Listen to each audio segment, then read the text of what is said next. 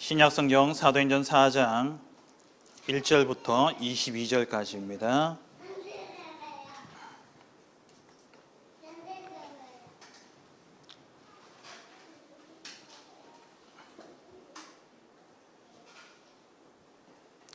사도행전 4장 1절부터 22절까지 말씀을 한 절씩 교독하겠습니다. 사도들이 백성에게 말할 때에 제사장들과 성전 맡은 자와 사두개인들이 이르러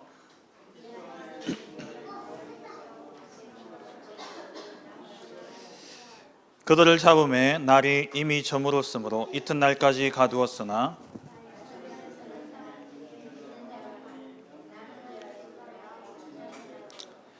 이튿날 관리들과 장로들과 서기관들이 예루살렘에 모였는데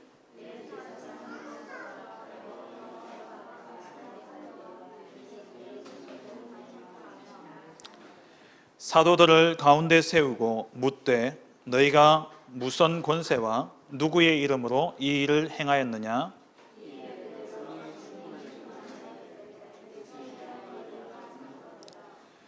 만일 병자에게 행한 착한 일에 대하여 이 사람이 어떻게 구원을 받았느냐고 오늘 우리에게 질문한다면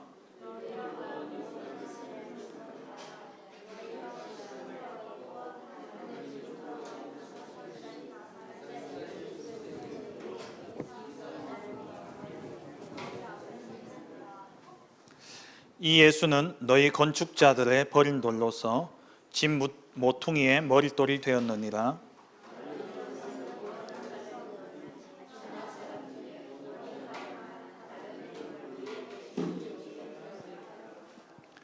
그들이 베드로와 요한이 담대하게 말함을 보고 그들을 본래 학문 없는 범인으로 알았다가 이상히 여기며 또 전에 예수와 함께 있던 줄도 알고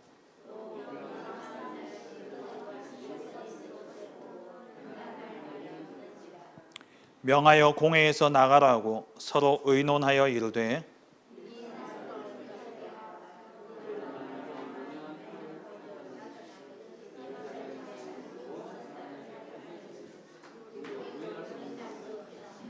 이것이 민간에 더 퍼지지 못하게 그들을 위협하여 이후에는 이 이름으로 아무에게도 말하지 말게 하자 하고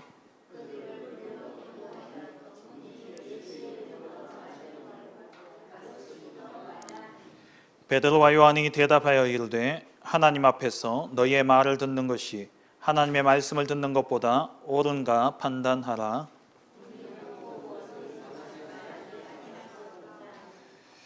관리들이 백성들 때문에 그들을 어떻게 처벌할지 방법을 찾지 못하고 다시 위협하여 놓아주었으니 이는 모든 사람이 그 된 일을 보고 하나님께 영광을 돌립니다. 이 표적으로 병 나은 사람은 40여 세나 되었더라. 아멘.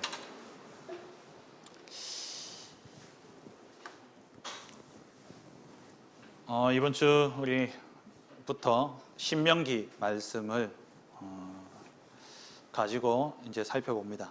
마태복음을 통해서 우리가 예수가 그리스도시란 사실을 우리가 확인했고 또 그 예수가 그리스도 되심을 체험했고 그리고 이제 그 그리스도의 복음을 증거할 제자로서 이제 시작을 하는 겁니다.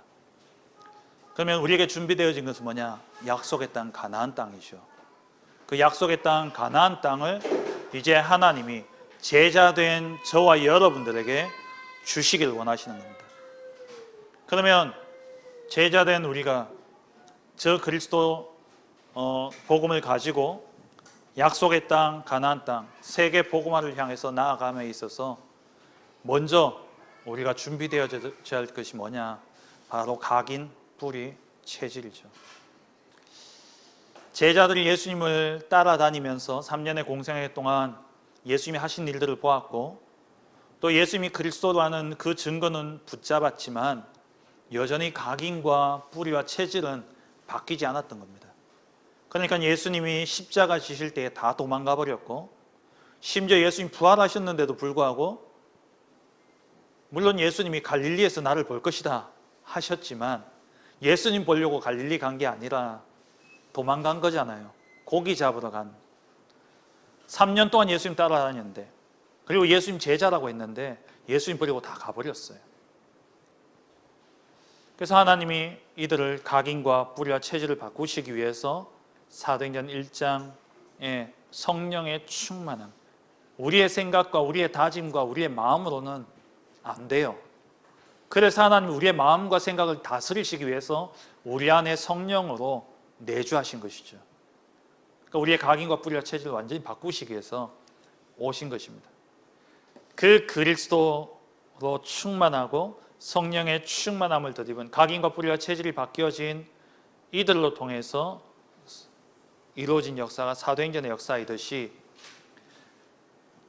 애굽의 종되었던 이스라엘 백성들이 유월절 어린 양의 피를 바름으로 거기서 해방되어졌지만 여전히 각인 뿌리 체질이 바뀌어지지 않았기 때문에 하나님이 40년의 시간을 광야기를 지나면서 각인 뿌리 체질을 바꾼 거예요.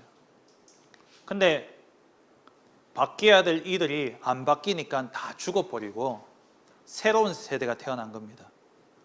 그들에게 다시금 하나님의 언약을 전달하는 내용이 신명기예요. 그래서 신명기의 신자는 다시 신자입니다. 거듭 신자. 명자는 명령할 때 명자죠. 하나님이 다시금 명령하는 거예요. 누구에게? 출애굽 세대는 다 죽었고 이제 광야 세대에게, 새로운 역사를 향해서 나아가야 될 이 세대들에게 새로운 축복을 앞두고 갱신하고 다시금 도전하도록 하기 위해서 신명기 말씀을 주시는 거예요. 그 신명기 말씀을 통해서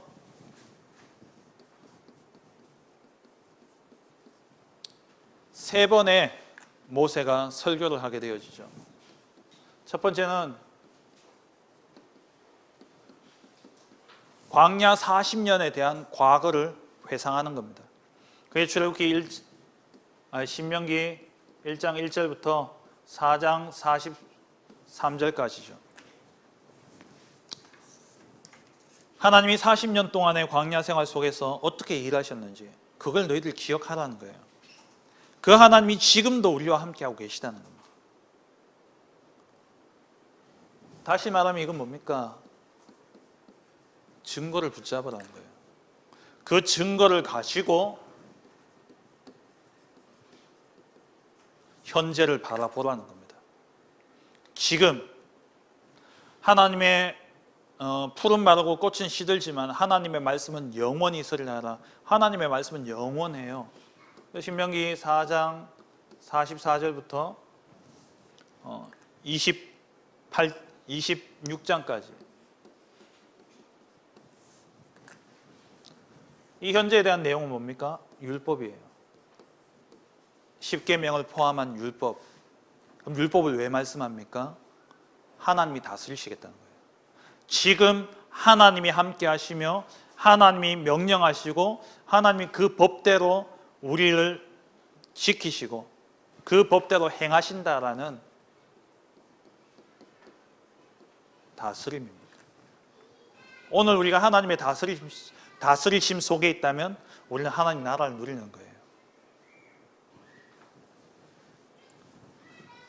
그리고 세 번째 설교는 뭐냐? 미래에 대한 겁니다. 신명기 27장부터 30장까지. 27장, 28장은 잘 아는 말씀이잖아요. 27장 에발산에 올라가서 여호와께서 택하신 그곳에 가서 너희가 하나님의 율법을 낭독해라. 그 율법 가운데 축복에 대한 말씀과 저주에 대한 말씀을 가지고 에발산과 그리심산 서로 마주보고 에발산에서는 저주에 관한 율법을 선포하고 그리심산에서는 축복에 대한 율법을 선포하고 그렇게 해서 하나님이 주시는 선한 약속도 하나님의 선한 말씀도 성취되어지지만 하나님의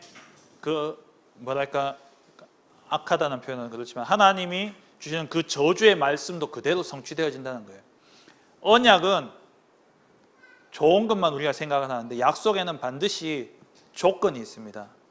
조건에 따라서 조건을 지킬 때는 복이 되고 그 조건을 어길 때는 저주가 되는 거예요. 그래서 하나님이 에발산과 그릴심산 사이에서 축복의 말씀과 저주의 말씀을 선포하게 하신 거예요. 가나안 땅에 들어가면 그 산에 올라가서 선포하라는 거예요. 그 말은 뭐냐니까 그 땅에 가서 선포하라는 거예요.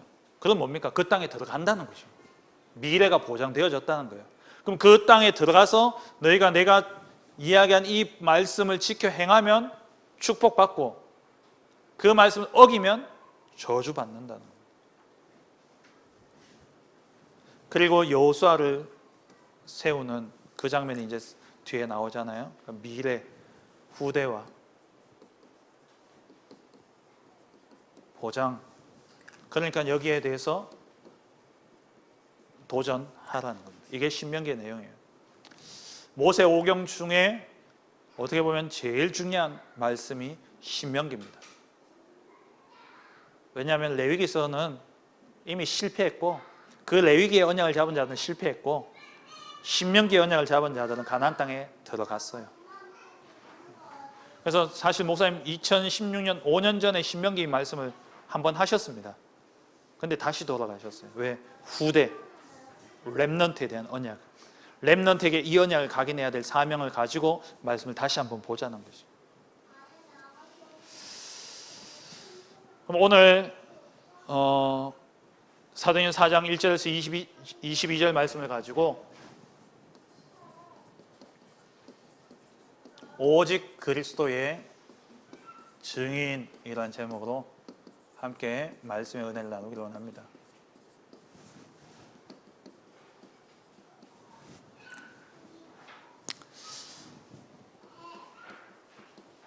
초대교회의 시작은요, 초대교회, 다시 말하면 복음운동, 초대교회의 시작은 어떻게 시작되어졌습니까? 오직 그리스도, 오직 하나님 나라, 오직 성령 충만의 언약을 잡고 기도함으로 시작되어졌어요. 모든 시작은 여기서 시작되어집니다.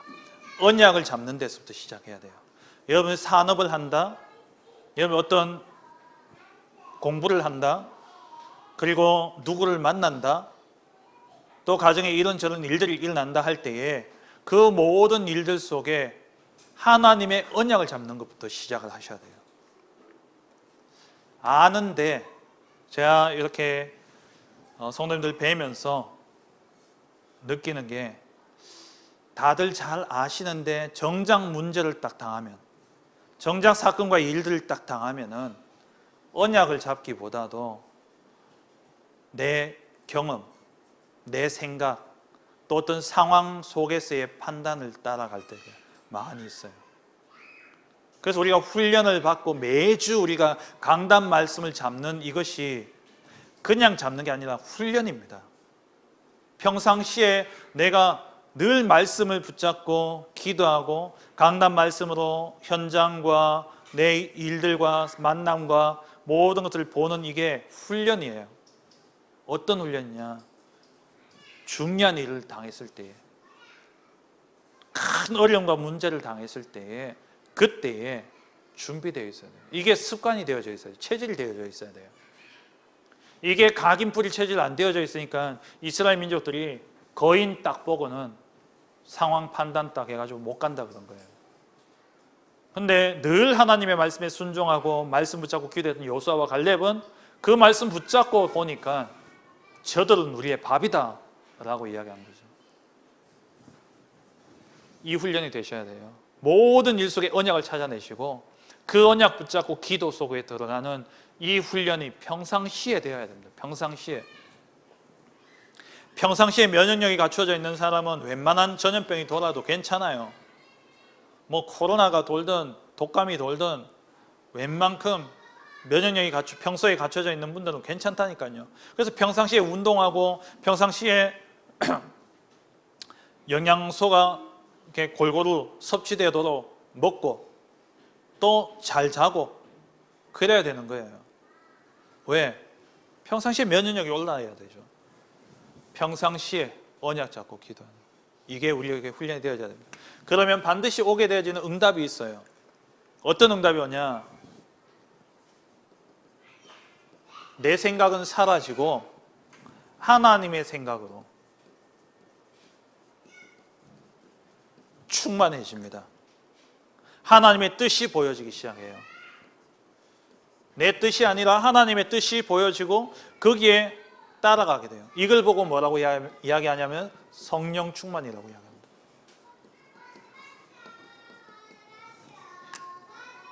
성령 충만이 막 장풍 나가고 쏟아지고 막 불같은 역사가 일어나고, 그게 성령 충만이 아니고, 그거는 특별할 때 하나님이 그렇게 역사하셔요. 하나님의 긴급적인 사역에서는 그런 응답들이 일어나기도 합니다.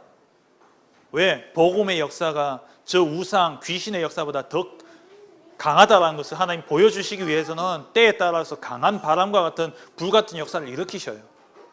그런데 그건 특별할 때고, 매일 내 입에서 불이 나가고 내 손에서 장풍 나가면 어디 손 한번 뻗을 수 있겠습니까? 쓸모없어요.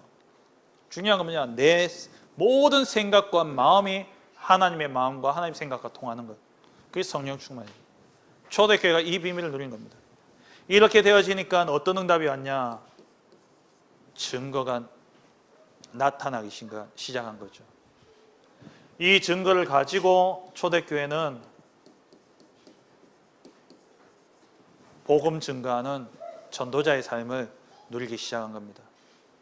그래서 오늘 본문까지 보면은 그리스도, 예수님이 그리스도시라는 이 복음이 3번 전파되어졌어요. 첫 번째는 교회 내에서 증거되어졌습니다. 그게 바로 사도행전 2장이죠.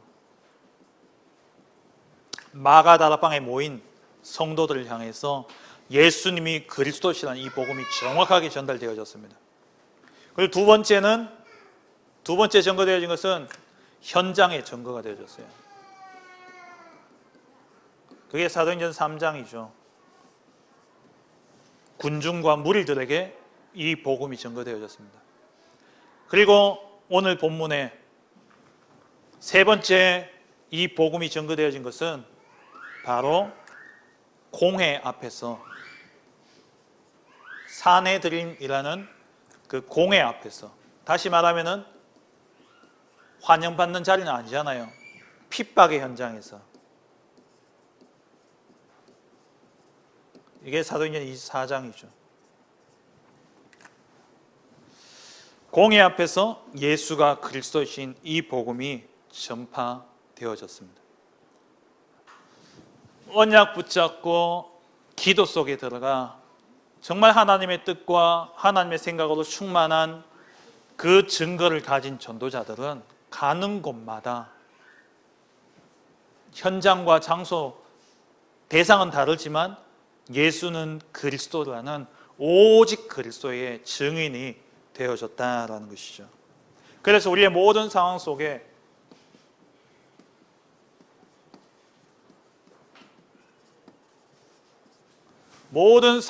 서 우리는 그리스도를 증거해야 됩니다. 모든 상황 속에서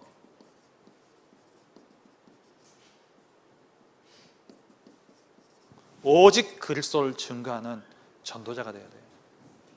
교회 안에서 성도들을 만날 때도 예수는 그리스도, 현장에 가서 불신자를 만날 때도 예수는 그리스도, 또 나를 공격하고 핍박하는 그들 앞에서도 우리가 해야 될 말은 예수는 그리스도. 그것밖에 없어요. 오늘 12절 말씀에 다른 이름으로는 우리에게 구원받을 수 있는 이름을 주신 적이 없다 그랬어요. 모든 상황 속에서, 모든 환경과 현장 속에서 우리는 예수 그리스도를 말해야 됩니다.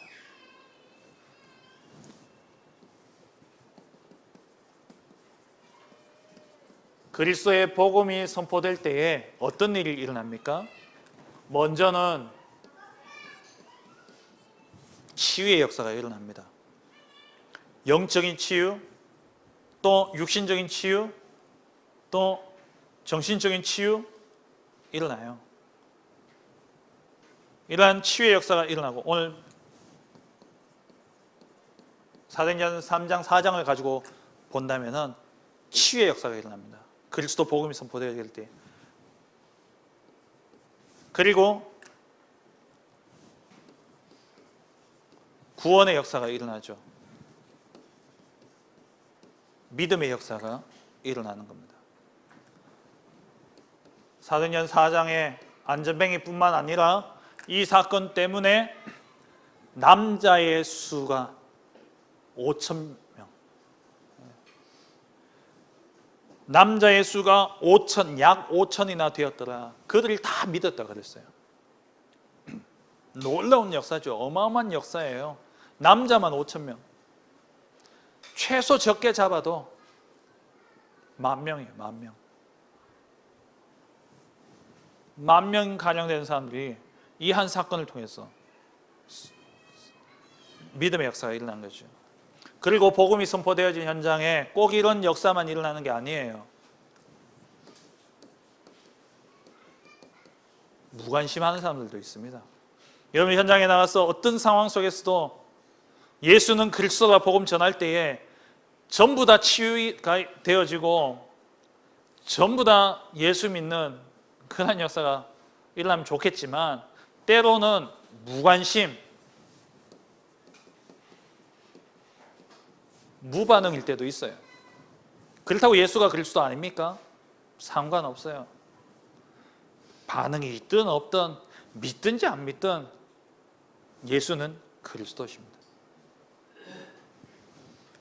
그리고 이 그리스도의 복음이 선포되어지게 될 때에 반대로 오늘 본문처럼 핍박과 박해도 일어나게 되어 있어요. 오늘 1절 2절에 보면은 제사장들과 성전 맡은 자와 사두개인들이 모였어요. 이들이 이 소요를 보면서 긴장하기 시작한 거죠. 물론 이런 핍박과 박해의 배후에는 사단이 복음을 막으려는 역사입니다. 그럼 이 사단이 무엇을 이용하느냐? 그걸 잘 봐야 돼요. 사단이 뭘 이용하느냐? 창세기 3장, 6장, 11장을 이용하는 거예요. 왜냐하면 이게 사람들에게 깊이 뿌리 내려져 있기 때문에 그것을 사단은 이용해가지고 복음을 막는 겁니다. 오늘 여기 나오는 제사장들, 이게 우리가 신명기에 나오는 제사장들, 레위기, 민수기, 신명기에 나오는 제사장하고는 달라요. 민수기에 나오고 신명기에 나오는 제사장들은 레위 지파만 제사장들이에요. 레위 지파 가운데서도 다 제사장이 아니라 성전 맡은 자는 레위 지파, 레위 지파 가운데서 아론의 후손들만 제사장들입니다. 그런데 이 당시 이때로 넘어오면서 제사장이 레위 지파들만 제사장이 되지 않았어요. 때로는요, 돈 주고 사기도 하고요. 그래서 대제사장은 원래 종신직이거든요. 그 사람이 죽어야 그 다음 세습이 되면서 제사장이 일어나요. 그런데 이 당시에는 임기제처럼 이때 대제사장들이 많았어요. 그래서 성경에 보면 대제사장이라고 안 돼 있고 대제사장들 이런 표현들이 가끔 나옵니다. 그만큼 많았어요. 그러니까 전직 대제사장들. 그러니까 이런 사람들이 다 뭐냐니까 사두개인, 성전 맡은 자들, 그리고 제사장들 다 하나같이 자리예요. 기득권을 잃어버릴까 하는 그 두려움 속에서 자기의 자리, 자기의 어떤 권력을 잃어버릴까 봐 핍박하고 박해하는 거예요. 사단이 가장 잘 이용하는 게 뭐냐? 이거예요. 자존심 조금만 건드려 보세요. 제 아무리 현장에서 전도하고 막 그런다 할지라도 자존심 조금 건드려 버리면요, 다 걸려 넘어져요. 이익 손해 다 걸려 넘어집니다. 사단이 깊이 뿌리 내려는 거예요. 물론 겉으로 보기에는요, 교리적인 문제일 수도 있어요. 사두개인들은 영적인 것을 믿지 않습니다. 사두개인들은 부활을 믿지 않아요. 천사도 믿지 않습니다. 이 사두개인들이 보니까 이들이 제자들이 증거하고 다니는 게 전부 부활 이야기잖아요. 예수님 죽었다가 부활했다. 겉으로 보기에는 교리적으로 박해하는 것처럼 보여지지만 깊이 들어가면 뭐냐? 기득권이에요. 사단은 딱 거기에 걸려 넘어지게. 우리도 마찬가지 아닙니까? 우리도 이단 누명 받은 게 그거였어요. 교리적인 것처럼 이야기하지만요, 아는 사람 다 알아요. 교리적으로 문제없다라는 거예요. 사단은 꼭 그렇게 하는 거예요. 그렇게 하면서 뭐하냐? 복음을 막는 것. 복음을 막는 겁니다.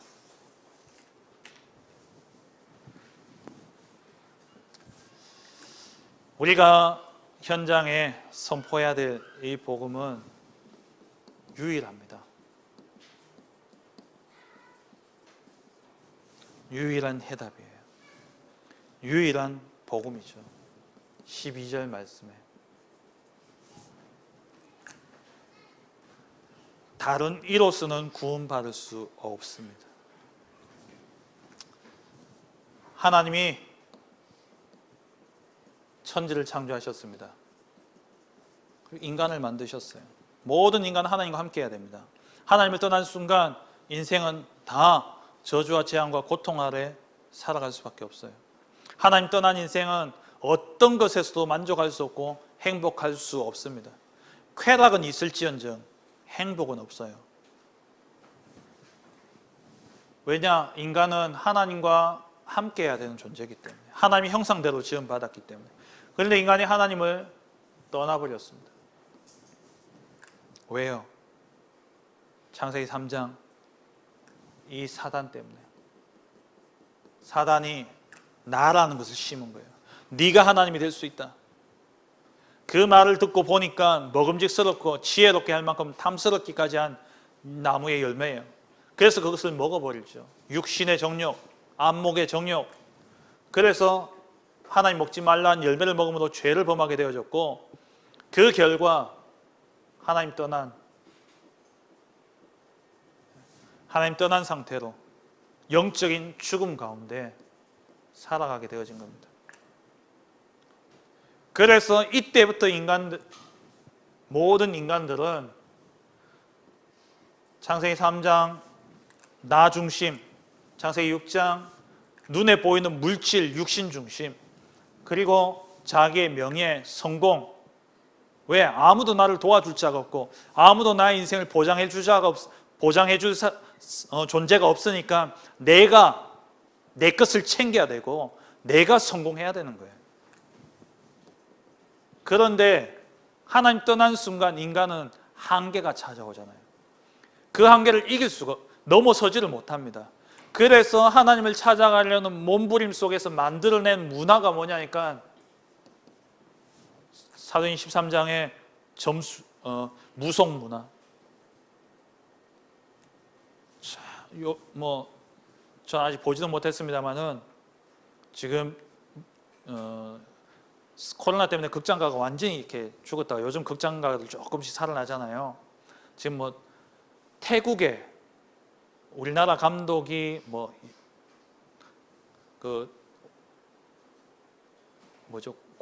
고성입니까? 뭡니까? 곡성이라는 영화를 찍은 그 감독이 연출인가 뭘 하고 태국에 신내림 받는 그런 어떤 부족, 그 마을을 가지고 영화를 만들 때요. 근데 지금 엄청 무서운 영화라면서 지금 난리래요. 근데 그 영화에 보니까 그게 뭐냐니까는 신내림 받는데 그 과정 속에서 일어나는 몇 주간의 일들을 이렇게 다큐멘터리식으로 이렇게 찍은 것 같아요. 무속, 점술, 이게요, 선진국은 고상하게 표현되어 있고, 저 후진국이나 미개한 종족들 속에서는요, 주술, 이런 문화로 다 자리 잡고 있죠. 우상 문화. 이걸 의지할 수밖에 없어요. 왜? 내가 할 수 있는 게 없기 때문에, 내 한계를 뛰어넘을 수 없기 때문에 누군가의 도움을 구해야 되고 뭔가를 의지해야 되는 겁니다. 그걸 문화로 만들어 놓은 거예요. 이런 가운데 개개인은 어떻습니까? 결국 하나님 떠난 인생, 태어나는 순간 마귀 자녀예요. 마귀 자녀로 태어나서 세상 살아보니까 세상의 모든 문화가 우상 점술 무속의 문화잖아요. 그러니까 자연스럽게 그걸 따라서 개인들은 우상 숭배로 빠지는 겁니다. 타로 점을 치고 토정 비결 보고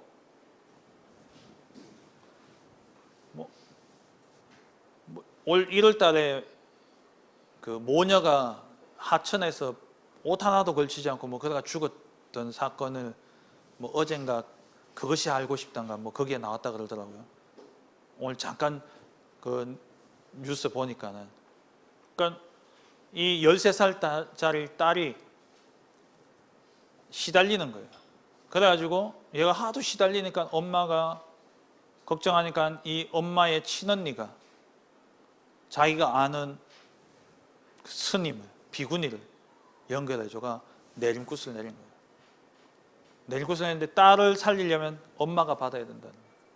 그러니까 엄마가 내림굿 받고, 그래가지고 시달리다가 엄마가 횡설수설하고 하여튼 그러면서 하여튼 둘을 죽었다는 거예요. 근데 이게 자살이냐 타살이냐 이거 가지고 이제 경찰에서는 막 이런저런 걸 이야기를 하는 겁니다. 우리는 알잖아요. 분명히 귀신의 역사고 흑암의 역사고 따라갈 수밖에 없는 거예요. 답이 없으니까. 이게 영적인 문제로 오지요. 정신 문제로 오지요. 어디 그뿐입니까? 육신의 고통 가운데 살다가 결국에는 죽어서 지옥에 이르게 되어지고 이게 후대에게 그대로 대물림 되어지는 거 아닙니까? 답이 있습니까? 없어요. 과학이 해결할 수 있습니까? 없죠. 종교 생활 한다고 됩니까? 안 돼요. 복음 아니면 안 됩니다. 종교는 안 돼요. 선행 그 어떤 것으로 안 됩니다. 그래서 로마서 5장 8절에 우리가 아직 죄인 되었을 때에 그리스도께서 우리를 위하여 죽으심으로 하나님 우리에 대한 자기의 사랑을 확정해 주신 겁니다. 오직 그리스도의 십자가, 이 피로 말미암아 그리스도 십자가의 죽으심으로 우리의 모든 죄 문제가 해결되어지고 부활하심으로 사망의 세력을 잡은 자 마귀를, 죽음을 이기심으로 마귀를 이기셨고, 그리고 승천하심으로 우리에게 보혜사 성령을 보내주셔서 하나님과 함께 할 수 있는 길을 열어주신 겁니다. 그리스도 외에는 다른 답이 없어요. 유일한 해답 오직 그리스도입니다. 우리는 뭐에 대한 증인이냐? 여기에 증인이에요. 그래서 우리는 날마다 뭐 해야 되냐? 날마다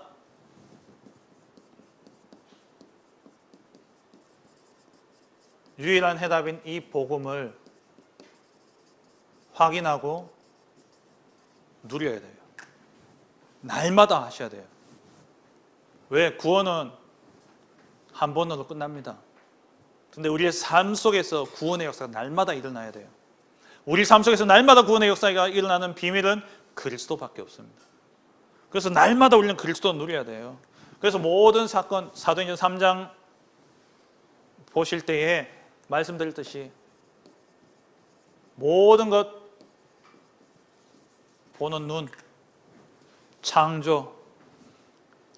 창조의 상태로 돌아가는 것만이 유일한 답입니다. 창조 원리로 들어가야지 진짜 치유도 일어나요. 참된 치유는 창조 원리로 이루어져야 돼요. 하나님과 함께하는 거예요. 하나님 떠났기 때문에 모든 문제가 왔기 때문에.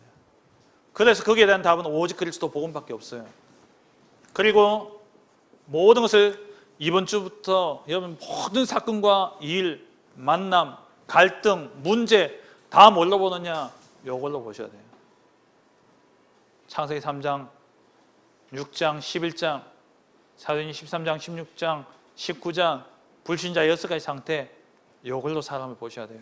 그래야 사람이 이해가 되어지고 수용할 수 있고 포용할 수 있고 초월할 수 있어요. 이걸로 안 보여지면 사람 못 넘었습니다. 하나님 떠난 인생은 저럴 수밖에 없구나. 그래서 모든 사건과 일, 만남, 여러분 이 눈으로 보셔야 돼요. 그리고 100가지 문제가 있더라도 답은 한 가지입니다. 오직 그리스도밖에 없어요. 모든 문제 속에 그리스도가 답이다. 그리스도가 답입니다. 그리스도만 고백하세요. 그리고 그리스도 그 이름, 모든 문제에 대한 답이 그리스도면 그리스도 이름에 삼중직이죠. 권세를 날마다 사용하세요. 지난주 목사님 말씀 주셨듯이 그리스도 그 이름에 삼중직의 권세가 사용되어지게 될 때에 영적 세계가 바뀌어지고 육신의 세계가 바뀌어지고 심지어 경제, 물질 세계도 바뀌어진다 말씀하셨어요. 예수 그리스도 그 이름만 부르고 있으면 뭐 돈이 생깁니까? 생긴다니까요. 안 해보셨잖아요. 그리스도만 불러보셨습니까? 안 불러봤잖아요. 근데 우리 초창기 때 복음 깨닫고 정말 초창기 때 우리 다락방 접하고 난 다음에 그때 진짜 뜨거웠잖아요. 무조건 주 예수 그리스도. 심지어 어이구 주 예수 그리스도 이랬다니까요. 펜이 떨어진데도 주 예수 그리스도였다니까요. 근데 진짜 기적의 역사가 일어났다니죠. 정말 역사 흑암이 꺾여지고 하나님의 나라가 임하는 것도 우리가 보았잖아요. 근데 그게 날마다 맨날 누렸어야 되는데 이제 좀 고상해졌다고 우리가 기존 교회 욕하고 있지만요, 똑같아요. 우리도 모르는 사이에 예수 그리스도 삼중직 기초라 생각해요. 이게 다인데 이것 무너지면 다 무너지는데 이것밖에 없습니다. 우리는 이 그리스도의 증인이 돼야 돼요. 그래서 날마다 모든 것 볼 때 이 눈으로 보셔야 돼요. 그리스도, 오직 그리스도로 보시고 모든 문제에 대해서 답하세요. 그리스도가 답이다. 그리고 사건과 일들 속에서는 선포하세요. 권세를 사용하시라니까요. 그리스도 삼중직의 권세를. 그러면 육신세계, 물질세계, 영적세계 다 바뀌어집니다. 이번 주는요, 이거 누리는 거예요. 말씀을 맺겠습니다. 증인은 보고 들은 바를 이야기하는 거예요. 오늘 20절 말씀에 18절 말씀부터 보면요, 그들을 불러 경고하여 도무지 예수의 이름을 말하지도 말고 가르치지도 말라 하니 베드로와 요한이 대답하여 이르되 하나님 앞에서 너희의 말을 듣는 것이 하나님의 말씀을 듣는 것보다 옳은가 판단하라. 우리는 보고 들은 것을 말하지 아니할 수 없다 하니. 우리가 보고 들은 것, 나는 이것밖에 말할 거 없다. 이게 베드로와 요한의 고백이 아니라 이번 한 주간 우리의 고백이 돼야 돼요. 증거 없는 증인은 있을 수 없습니다. 증인은 증거를 가지고 있는 자예요. 증거 없는 증인은 위증자입니다. 위증죄예요. 그럼 그건 벌이 커요. 위증하면은, 거짓말하면은. 저와 여러분 거짓의 증인이 되면 안 된다니까요. 진짜 보고 들은, 체험하고 누린 증인이 돼야 되는 거예요. 한 2년 전에 영화가 하나 나왔는데 제목이 증인이에요. 그래서 제가 봤죠. 증인이기 때문에. 그 영화의 내용이 뭐냐면은 어떤 변호사가 사건을 하나 맡게 됩니다. 살인 사건인데 그 살인 사건에 어떤 사람이 이제 범인으로 용의자로 올랐는데 근데 이제 그 사람을 이제 변호해야 되는 거예요. 근데 증인이 딱 한 명 있다는 거예요. 그 증인이 누구냐? 자폐아예요. 자폐아가 증인인 겁니다. 그래서 이 아이를 어떻게 해가지고 증인대에 세웠는데 이 아이가 이야기하니까 사람들이 뭐라고 이야기하냐? 자폐하고 그리고 정신도 온전치 않은 것 같은데 저 아이의 말을 어떻게 믿을 수 있냐라고 이야기를 해요. 그래서 1차 공판이 끝나는데 그 끝남과 함께 누가 상처를 입었냐? 아이도 아이지만 엄마가 상처를 너무 크게 입은 거예요. 괜히 우리 직접적인 일도 아닌데 이게 우리 애가 나가가지고 상처 입을 일이 뭐 있냐? 그래가지고 엄마가 애를 안 세우려고 해요. 근데 이 아이가 그 자폐아 가운데 어느 한 부분에 뛰어난 그런 걸 가지고 있는 아이를 보고 서번트 증후군이라고 그러거든요. 그러니까 이 아이가 그런 똑똑한 게 있는 거예요. 근데 얘가 저 멀리서 이제 사람의 소리를 듣고 멀리서도 뭔가를 들을 수 있는 그런 능력이 있어요. 청력이 아주 뛰어난 거예요. 그래서 이제 그 사건이 있는 그때 그 사건의 소리를 이제 얘가 다 듣고 이제 증인으로 쓴 겁니다. 기억을 다 하고. 근데 이제 엄마가 얘를 증인 때 안 세우려고 하는 거죠. 너무 상처가 크니까. 애가 그렇게 정신병자 취급을 받는 걸 보면서 어느 부모가 좋아하겠어요. 근데 이 아이가 엄마한테 이렇게 이야기를 합니다. 엄마, 나는 뭐 머리도 좋지 않고 말도 잘 못하고, 이 아이가 어릴 때부터 꿈이 뭐냐? 변호사가 되는 게 꿈이었어요. 쭉 이야기하면서 자기의 뭐 이것도 부족하고 뭐도 부족하고 이러면서 엄마, 나는 그래서 변호사는 될 수 없어. 그런데 나는 엄마 증인은 될 수 있잖아. 엄마, 난 증인은 될 수 있잖아. 왜? 자기가 들었기 때문에, 자기가 보았기 때문에. 그게 증인입니다. 증인은요, 뭐 신분 상관없습니다. 지위 고하, 남녀노소 상관없어요. 증거 가진 자가 증인입니다. 우리가 이 증거를 가져야 돼요.